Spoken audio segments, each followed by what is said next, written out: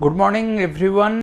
Today I am going to talk about one of the latest advancement of prostate treatment, basically surgical treatment management, which has happened over and revolutionized prostate care over last 3 years.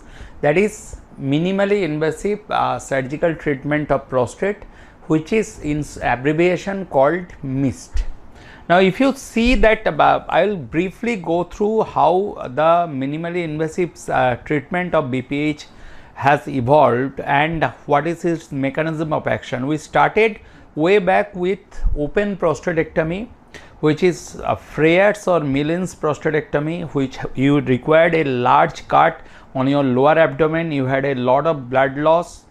Then came gold standard TURP. The gold standard TURP, even after more than 110 years, it's still prevalent in our population, but it has got its drawbacks, which I will come in subsequent slides and presentations. And then came the era of the holmium laser enucleation of prostate or thulium laser enucleation of prostates.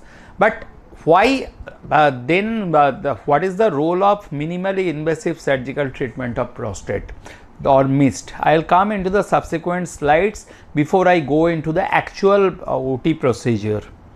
So, this is what every urologist wants his patients to avoid on the left hand side, but you do not want a wet pant or wet undergarments at any cost of your patients, because your patients are your heart of urology care.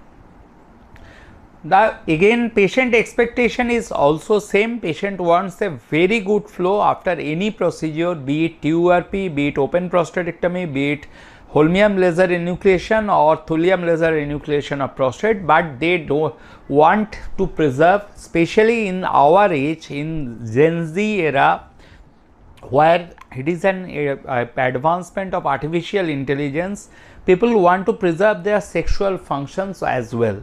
So, out of service nobody wants.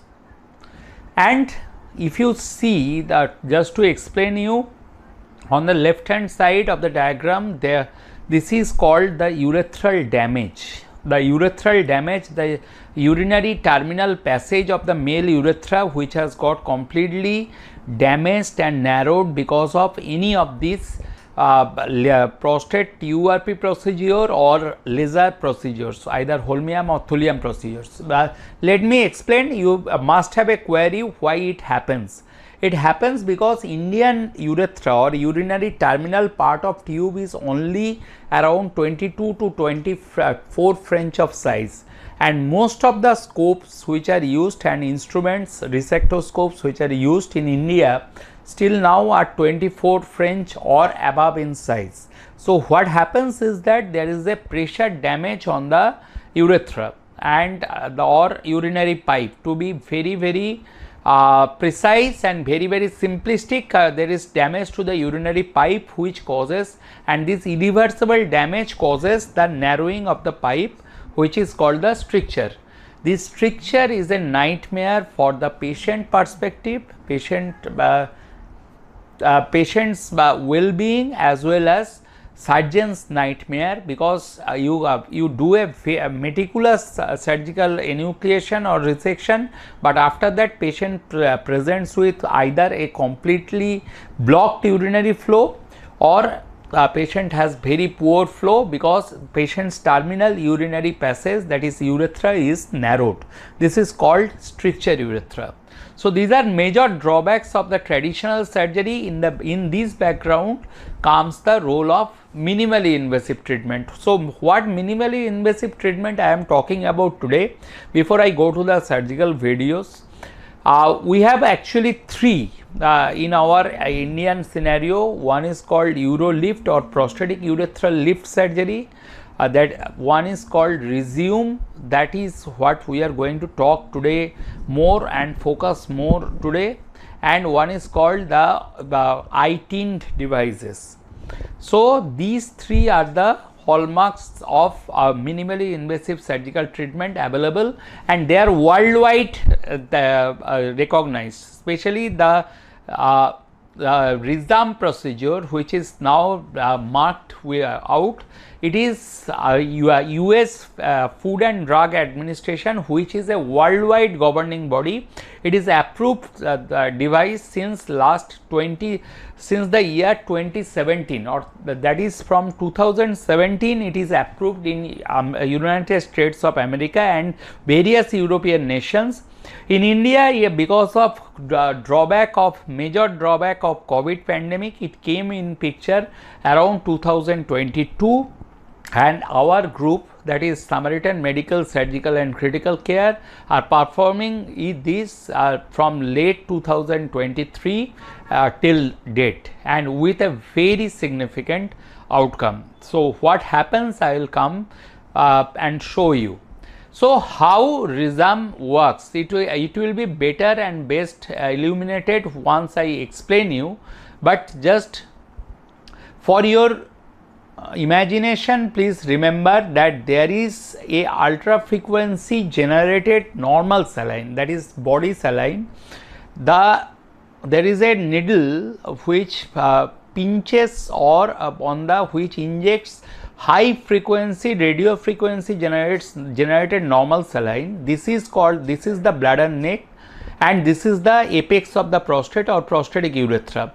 So if you have got a 40 to 80 cc gland, if you suppose have a 50 cc gland, this is the bladder neck, this is the apex of the prostate. This is vital. These two landmarks are most vital landmarks in any minimally invasive treatment. You stay away both from the bladder neck. Why you stay away? Because once you stay away from the bladder neck, you preserve patient's antegrade sexual function and semen discharge during intercourse.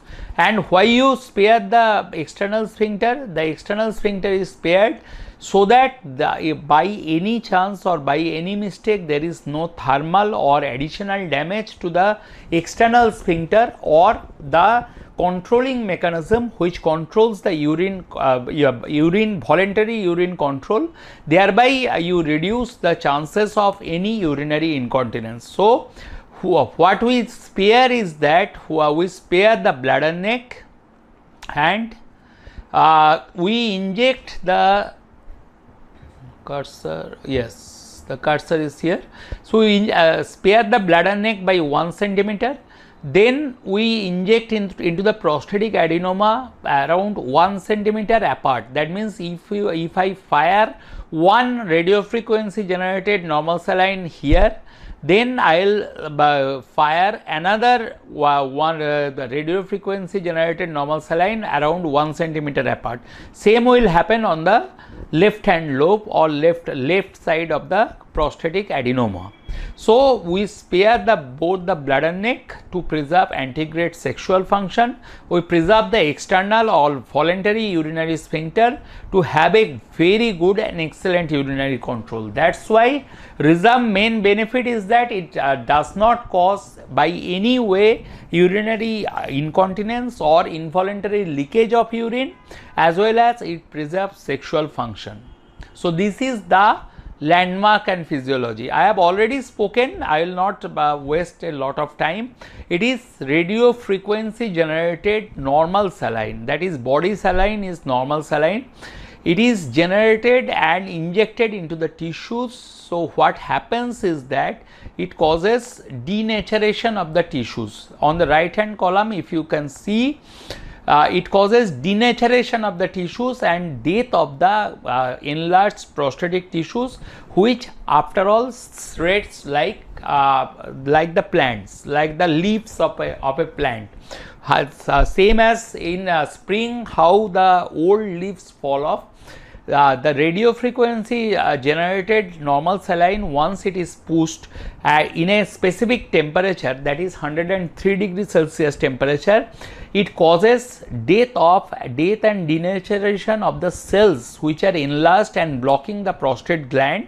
And these cells, once they are dead, they come out, these dead cells come out through your urinary passage over next 2 to 3 weeks, and they just fall like the leaves of a plant in the spring. So this is the radio frequency generator. This will become more clear once I am coming to the videos. So MIST, let me declare, is not a substitute of laser prostatectomy or TURP. Nobody compares. We do at our group both monopolar TURP, bipolar TURP, laser prostatectomy as well as minimally invasive treatment, that is resume, but they are none of them are 1:1, that is one is not a substitute of another. And careful selection of patients, how to select the patients, I will come into the subsequent slides and I will broadly give you a very simplistic overview. But before that, advantages of MIST over TURP or HOLAP, many of them I have already stressed, but few are there that they are free of bothersome side effects of BPH medications. As we know that there are basically two groups or three groups of BPH medications. One is alpha blocker, that is tamsulosin, alfuzosin or silodosin. One is phosphodiesterase 5 inhibitors, that is finasteride or dutasteride, and of late we have the cyclic GMP blockers, that is tadalafil, which are in the armamentarium. But you have to know that prostate behaves same as your chronic lifestyle diseases like diabetes, hypertension, dyslipidemia. Most of the times this is a frequently asked question to me in my clinic by the patients, that doc, how long I have to continue my tamsulosin or silodosin? The answer probably is, if you have got a enlarged prostate gland around 50 grams or so and you have some urinary blockage, then you have to continue it for an indefinite period of time. It may be 5 years, it may be 6 years. It has got the huge cost burden over time.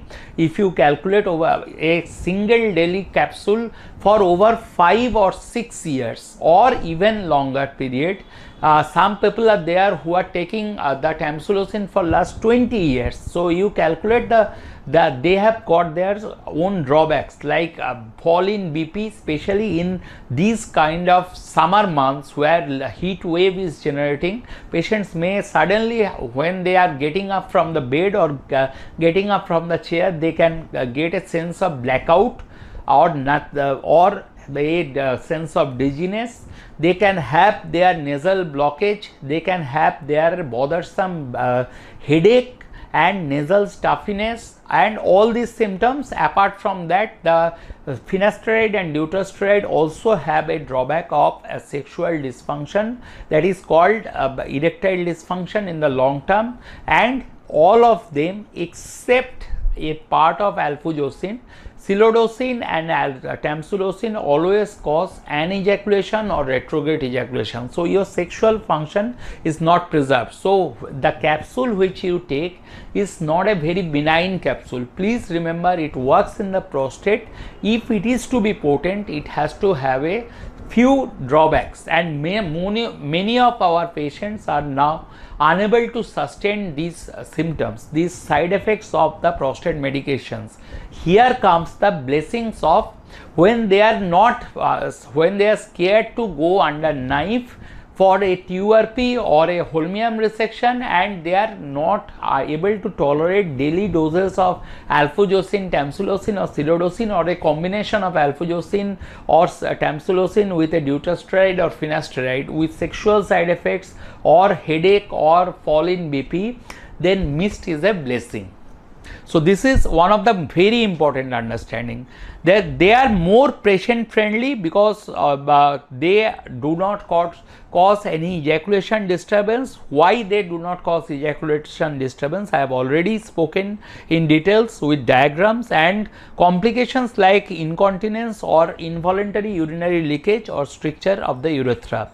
So they can be performed as a daycare procedure. Now many of my patients ask me, what is the daycare procedure, doc? If you are completely worked up, your basic blood investigation, a ECG, a urine routine culture test, a PSA test is normal, an ECG and cardiac workup is normal, and you are declared, you are seen by medicine expert and anesthesiologist, you can get very well admitted for this resume procedure in the daytime in the fasting stomach, say around 7 o'clock in the morning. You get your procedure done around 9:30 in the morning, and you can well go home with a simple parurethral 14 French or 16 French catheter in the evening, because it is done with only local anesthetic, that is the 2% lignocaine gel, and plus minus if you are experiencing a bit of pain with a injectable dose of paracetamol. That's it. So you don't require a spinal anesthesia, that is puncturing your spine and nerves and blocking your lower limbs, or you don't require a tube inside your body, or you need not be completely on a ventilator. So these are blessings. So these patients can very jolly well go home on the same day without any significant bleeding or any significant side effects. So what are the two broad subgroups? I have described the advantages of mist. I am not comparing mist with TURP or HOLAP or through flap, because HOLAP through flap will come in our later series of discussions. They have their own effects and own benefits.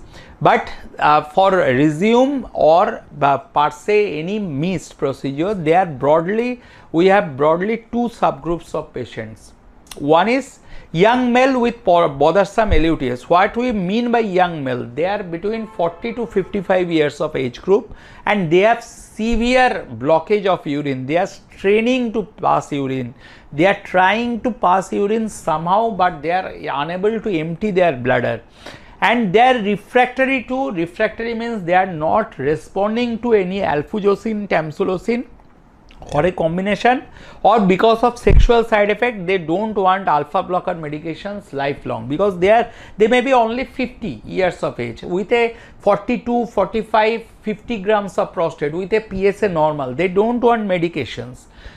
So bothersome LUTS, any age group of patients who are willing to preserve their antegrade sexual function and semen discharge post treatment, resume is the only treatment, surgical treatment available at present which can preserve and guarantee you that you should preserve your antegrade sexual function.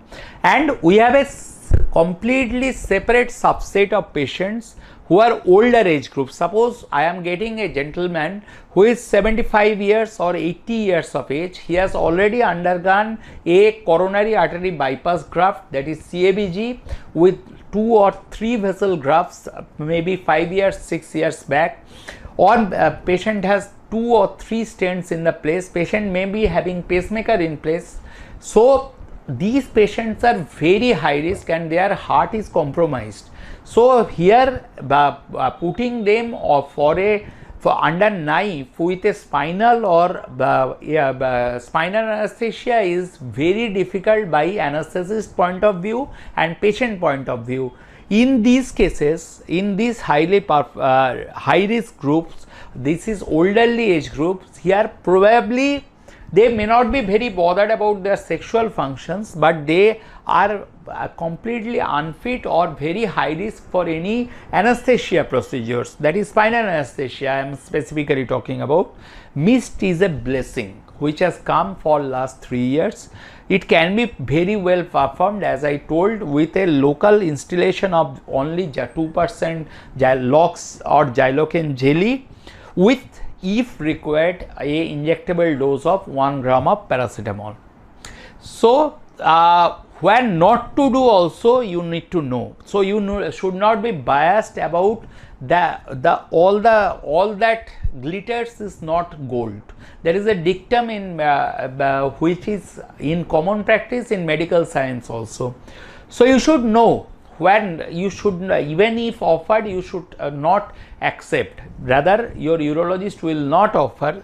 If you have active or severe urinary infections and you are on antibiotics, a proven prostate cancer patient, even if you are demanding from me that doctor you get resume done or a urolift done, I should not do it, because they preserve the prostate cancer cells in toto. They cannot destroy any prostate cancer cells, and it can lead to flaring up and spread of prostate cancer cells. A large median lobe, this I will come in the video with where the lobe is entering into the bladder. This can have a unpredictable outcome. Cases of which are presenting with acute urinary retention with large volume of prostate, you can do resume, but only issue is that you need to know as a patient that your success may not be guaranteed even if you ask for a resume. And any gland size, the European Association of Urology, American Association of Urology, or American Urology Association all describe the mist therapy between 30 to 80 grams of size. Above 80 cc we have a poor results. So these are the strict no's where you should be cautious. I will show you a very short clippings of few of our performed cases. This is how to tackle the apical tissue of resume. I'll skip a bit of portion. This is I am doing the cystoscopy portion. So I am seeing the prostatic urethra or the urethral passage. This is probably in your first time. This is called the verumontanum. The leaf like structure is called verumontanum. This is right lobe of prostate, this is left lobe of prostate, and this is the urinary bladder, male urinary bladder. So first step is to see the urinary bladders. Then you inspect the length of the prostate, that is from bladder neck to the verumontanum, and here comes the actual resume device. So resume device should be fired on the maximum volume of adenoma, that is where the bulging is maximum, you can see, and it fires the radio frequency generated normal saline around 9 seconds and automatically it stops firing. So this is the monitor generated and computer generated formula, but your technique is on your hand. This I am firing on the left side of the lobe. Again this will fire or inject the saline same as insulin syringe saline, the radio frequency generated normal saline around 9 seconds, and then automatically it will stop firing. It is every single firing starts around 9 seconds only. So this is one of the clips, and then you check for the hemostasis, and if nothing is there you stop here. I will come into one of the interesting things where the resume is doubtful or it is a bit challenging, but our group does regularly, especially myself and my team, is where you have enlarged median lobe. Just now a couple of minutes back I have told that an enlarged median lobe may be a side effect of with unpredictable result, but you can tackle the median lobe. Let's see how. First step is always inspecting the urethra, that is the terminal passage of the urinary pipe, male urinary pipe. So you can see the lateral lobes of the prostate. This is probably you are doing a well performed cystoscopy. You can see the median means midline. Please remember like this. So median means midline. Here the midline gland is quite large. I have already taken the lateral lobes. Please remember, when you are tackling the median lobe, before that same as previous slide, you take fire and inject radio frequency generated normal saline on the lateral lobes or bulging lobes of the prostate. So this is already taken. This I have taken a short clip just to revise you and make you understand how it is done. Now comes the actual procedure of median lobe. Median means midline. So here it's a large median lobe which is bulging like a what I should say, pumpkin or whatever inside the bladder. So you have to focus on the sulcus, and this is the only mist which can actually tackle the median lobe of the prostate. Here you can see that my angle of firing is on facing towards the, this is the fire needle and this is facing towards the opposite side of the lobe. That is on the right side I am firing, my needle is focused towards the left side and I am generating the radio frequency generated normal saline injecting. So here I stop with this basic understanding of how minimally invasive surgical treatment of the prostate is done, and I will come into one of the most real life cases which is actually not edited in our subsequent sessions. As you have understood, in many ways is a blessing for newer generation prostate treatment. Here we have over the last session we have described how mist works, where mist works and how mist works, and this is one of the blessing in disguise for those who are in dire need of this thing. And here we conclude our session, and on the subsequent session we will show you one of the real life completely unedited video where we have performed resume for a 75-year-old post angioplasty patient with pacemaker in place. Thank you for the day. Goodbye. Stay blessed, stay healthy, stay well. Thank you.